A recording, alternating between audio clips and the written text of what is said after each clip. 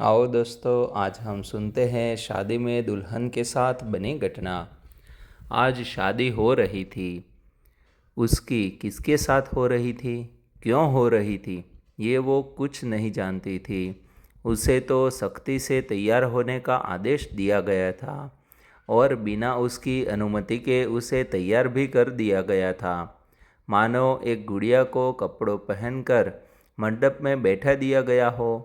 हर तरफ चल चहल पहल थी। औरतें ठहाके लगा रही थी। आदमी लोग उधर उधर दौड़ भाग कर रहे थे। सब खुश थे।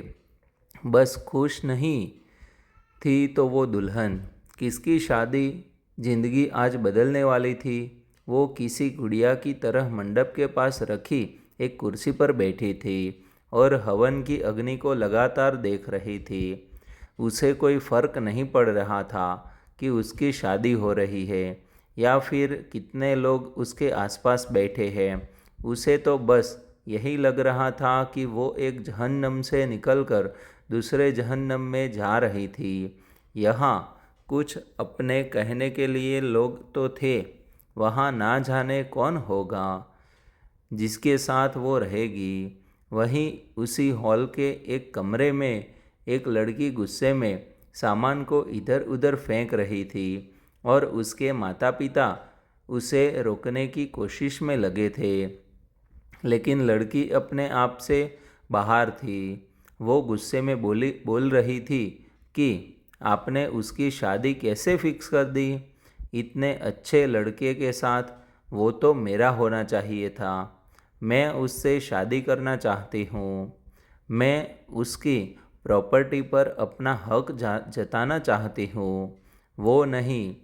लड़की के पापा ने उसे पकड़कर बेड पर बैठा दिया। फिर बोला, मेरी जान, मैं कुछ भी सोचे बिना नहीं करता हूँ। जिस लड़के के उसकी शादी हो रही है वो इंसान नहीं, हैवान है।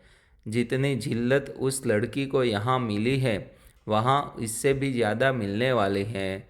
मैंने ऐसा इंतज़ाम किया है कि ये कभी खुश नहीं रह सकती। और तू कह रही है कि तू उस जल्लाद से शादी करना चाहती है।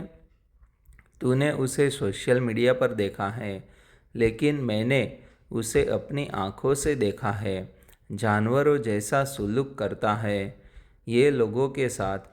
वो आदमी आगे कुछ बोलता उससे पहले ही बाहर से आवाज़ सुनाई दी, चलो चलो, लगता है बारात आ गई। हम तो देखे खुशी का दूल्हा कैसा दिखता है। आदमी ने लड़की को छोड़ दिया और बोला, तो अब मुस्कुराकर अपनी प्यारी सी बहन को विदा करो ताकि सबको लगे कि हमने अपना फ़र्ज़ ठीक से निभाया है। लड़की ने अपनी माँ की ओर देखा तो उसकी माँ ने भी कुटिलता से हंसते हुए हामी भरी और तीनों बाहर आ गए। सब लोग दूल्हे को देखने के लिए बेताब हो रहे थे। और हो भी क्यों ना। एशिया का सबसे छोटी उम्र का और सबसे बड़ा बिजनेसमैन था रजत सिंघानिया। जितना बड़ा नाम उतने ही बड़े काम। रजत सिंघानिया दिखने में बहुत स्मार्ट और हैंडसम था। ये लोगों के सामने बहुत कम आता है, लेकिन सोशल मीडिया पर एक्टिव रहता है और अपने फ़ोटोज़ शेयर करता रहता है। लेकिन फ़ोटोज़ से कोई इसके स्वभाव का पता नहीं लगा पाया। कोई कहता है ये इंसान नहीं, जानवर है, तो कोई कहता है कि ये दिखने में खड़ूस टाइप नहीं है। बस लोग बदनाम कर रहे हैं। सब लोग बारात के स्वागत में खड़े हो गए और इंतज़ार करने लगे। तभी बड़ी सी गाड़ी आकर सबके सामने रुकी तो सबके चेहरे चमक उठे। उसमें से लगभग 6 फुट का अच्छी कद काठी का लड़का बाहर निकला। उसने सेहरा बांध रखा था और ब्लैक कलर का सूट पहना था। सेहरा रहने की वजह से किसी को उसका चेहरा दिखाई नहीं दे रहा था, लेकिन लोग तो उसे ऐसे देखकर ही खुश हो रहे थे मानो कोई देवता आसमान से उतर कर आया हो। ये रजत सिंघानिया था। वो अकेले ही उन लोगों की ओर बढ़ गया तो सब लोग खुसुर फुसुर करने लगे कि ये अकेला ही क्यों आया है। क्या इसके परिवार में कोई नहीं है, या फिर ये लेकर नहीं आया। रजत जैसे ही सबके पास पहुंचा, सबके मुंह बंद हो गए और एक झूठी मुस्कान सबके चेहरों पर खिल गई। अंदर मंडप के पास बैठी खुशी शर्मा को ये तक एहसास नहीं था कि उसके आसपास अब कोई नहीं है। वो अकेली हॉल में बैठी एकटक जमीन को निहार रही थी। तभी पास मंत्र पढ़ रहे पंडित ने कहा, बिटिया, तुम काफ़ी देर से यहाँ बैठी हो, बोरियत महसूस नहीं हो रही है। पंडित जी के अचानक बोलने से खुशी थोड़ी डर गई और बिना कुछ बोले सीधी होकर बैठ गई। पंडित जी ने फिर से मंत्र बोलने शुरू कर दिए। बाहर खुशी की चाची रजत की आरती कर रही थी और शादी की सभी रस्में कर रही थी। तभी एक औरत ने रजत को देखते हुए कहा, बेटा, आप अकेले आए हो, आपके परिवार वाले नहीं आए। रजत ने अपना सेहरा को एक और करके कहा, आपकी बेटी भी तो अकेली ही जाएगी और शादी मुझे करनी है, परिवार वालों को नहीं, इसलिए ज़्यादा दिमाग मत लगाइए। रजत के खूबसूरत से चेहरे को देखकर सभी लड़कियां खुशी से जलने लगी, लेकिन वो कर भी क्या सकती थी। वही खुशी की चचेरी बहन ने अपनी मुट्ठी कास ली, लेकिन वो कुछ बोली नहीं। रजत को अंदर लाया गया। रजत ने एक नज़र खुशी को देखा, फिर मंडप में आकर शांति से बैठ गया। कुछ देर बाद खुशी को भी मंडप में बैठा दिया गया और दोनों के फेरे हुए। और अब आप दोनों पति पत्नी हैं, पंडित जी ने फिल्मी डायलॉग बोलते हुए कहा तो सब हंस पड़े। लेकिन ना तो रजत के चेहरे पर हंसी आई और ना खुशी के चेहरे पर। खुशी 5 फुट 6 इंच की एक पतली सी और गोरी सी लड़की शादी के लाल जोड़े में बहुत खूबसूरत लग रही थी, लेकिन उसके चेहरे पर ना कोई खुशी थी ना कोई गम, मानो वो इस दुनिया में है ही नहीं। ऐसे एक गुड़िया की तरह एक जगह से उठाकर दूसरी जगह बैठा दिया जाता, और वो भी जैसे अपने आप में हो ही ना। खैर, शादी हुई और रजत की खुशी को लेकर अपने घर की ओर रवाना हुआ। गाड़ी में रजत के ड्राइवर ने रजत और खुशी दोनों को खामोश देखकर कहा, वैसे सर, आपने वो वाला चुटकुला फेल कर दिया जिसमें कहते हैं कि लड़का बारात लेकर जाता है और वो शेरनी अकेली आती है। आज आपने दिखा दिया कि आप भी शेर है जो अकेली शेरनी को लेकर आए हैं। रजत ने ड्राइवर को घूर कर देखा, फिर बोला, ये बकवास जोक मारने से अच्छा गाड़ी चलाने पर ध्यान दो। रजत ने एक नज़र खुशी को देखा, जो बाहर देखकर बिना किसी भाव के आराम से बैठी थी। अब रजत ने अपने लैपटॉप को उठाया और उसमें से कुछ काम करने लगा। खुशी को ना रजत से कोई फ़र्क पड़ रहा था, ना किसी ड्राइवर के जोक से।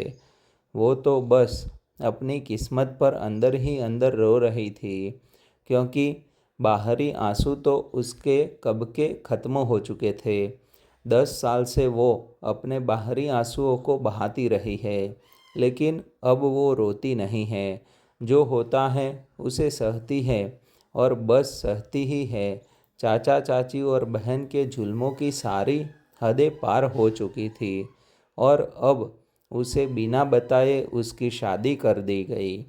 उसने इन 10 सालों में अपने आप को एक चुप्पी में कैद कर लिया। अब उसे कोई नहीं कुछ कहता है तो वो बिना कुछ बोले मान जाती। बोलना, हंसना वो तो भूल ही गई। उसकी ज़िंदगी में बोलने और हंसने की ना कोई वजह थी और ना कोई ऐसा था जो उससे बात करना चाहता हो। इसलिए उसने अपने आप को अंदर ही अंदर समेट लिया। रजत का घर आ चुका था। रजत बाहर निकल गया, लेकिन खुशी अभी बैठी रही, क्योंकि उसे नहीं पता था कि घर आया है या नहीं और आगे क्या करना है। वो इन सब बातों से अनजान थी। अब रजत ने खुशी को अपने आसपास नहीं पाया तो उसने मुड़कर देखा। खुशी अभी भी भावशून्य होकर बैठी थी। रजत के चेहरे पर गुस्से के भाव आ गए, लेकिन तभी एक दुबला पतला सा लड़का उसकी ओर दौड़ता हुआ आया। उसकी उम्र लगभग 17 साल थी। उसने रजत से कहा, भैया मैं ले आता हूँ मैम साहब को। रजत ने लड़के को खुशी को लाने का इशारा किया तो लड़का दौड़कर खुशी के पास गया और कार का दरवाज़ा खोलकर बोला, मैडम घर आ गया है, आप बाहर आ जाइए, सर आपका इंतज़ार कर रहे हैं। खुशी ने अपने लहंगे को संभाला और बाहर आ गई। वो एक बहुत ही खूबसूरत से घर के बाहर खड़ी थी। उसके ठीक सामने एक सुंदर सा लॉन था, जिसे देखकर खुशी को थोड़ा सुकून मिला। अब वो पलटी तो सामने सफ़ेद पत्थर से बना एक खूबसूरत सा बंगला था। तभी उसकी नज़र रजत पर पड़ी। रजत उसे उसी की तरह बिना किसी भाव के देख रहा था। तभी लड़के ने खुशी को चलने के लिए कहा तो खुशी चलते हुए रजत के पास आ गई। जैसे ही खुशी रजत के बगल में आकर खड़ी हुई, रजत उससे दूर होते हुए लड़के से बोला, जॉली इसे यहाँ के रूल्स और बाकी काम समझा दो। अगर इससे एक भी गलती हुई तो सज़ा तुझे मिलेगी। लड़का, जिसका नाम जॉली था, उसने हाँ में सिर हिलाया तो रजत चला गया। वही खुशी रजत को हैरानी से जाते हुए देखने लगी।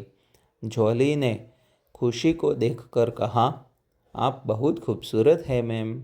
खुशी ने खाली नज़रों से जॉली को देखा और अंदर ही अंदर उसे एहसास हुआ कि पहली बार किसी ने उसकी तारीफ़ की, उसको इज्जत दी है।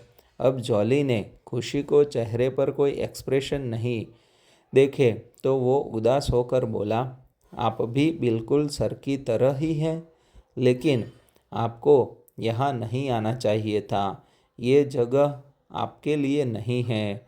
खुशी ने बिना कुछ कहे चलना शुरू कर दिया तो जॉली भी उसके साथ चलते हुए बोला, आप इस घर में पहली औरत है।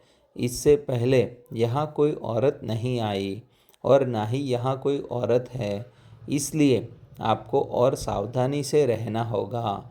जॉली अब खुशी के आगे आगे चलने लगा और फिर बोला, यहाँ सब लोग बहुत कम बातें करते हैं, सब अपने काम से काम रखते हैं। वैसे तो रजत साहब ही हैं यहाँ, और अब आप, और एक कमरे में एक वृद्ध आदमी है जो कभी बाहर नहीं आते हैं। शायद वो बीमार है और आपको सुबह नाश्ते के लिए 8 बजे डाइनिंग टेबल पर आना है। 1 मिनट भी लेट होने पर आपको नाश्ता नहीं दिया जाएगा।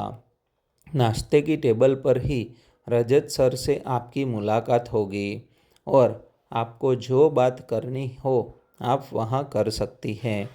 फिर दोपहर का खाना आपके कमरे में पहुँचा दिया जाएगा। आप बाहर नहीं आएगी क्योंकि तब सर यहाँ नहीं होंगे। रात में 10 बजे आपको फिर से डाइनिंग टेबल पर आना है खाने के लिए। इस वक्त आपको कोई बात नहीं करनी है क्योंकि सर काम करके थक जाते हैं और गुस्से में रहते हैं। जॉली ने सारा काम ऐसे बता दिया मानो उसने रट लगा हो। खुशी अब अंदर आ चुकी थी। एक से बढ़कर एक आलीशान कमरे थे। खुशी ने उदास आँखों से सब कुछ यह देखा। यह कहानी आगे देखने के लिए हमारा चैनल आप सब्सक्राइब कर लीजिए और कमेंट करके बताइए।